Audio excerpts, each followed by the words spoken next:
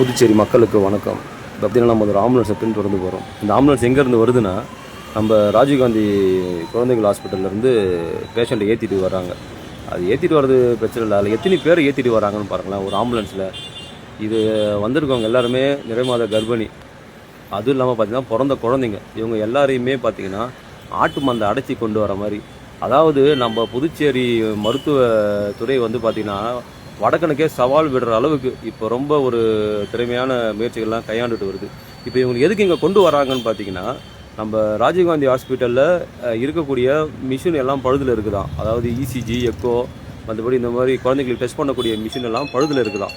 அதனால் இவங்களை இங்கே இருக்கிற எக்கோ, இசி எடுக்கக்கூடிய வசதிக்காக இங்கே கொண்டு வந்திருக்காங்க.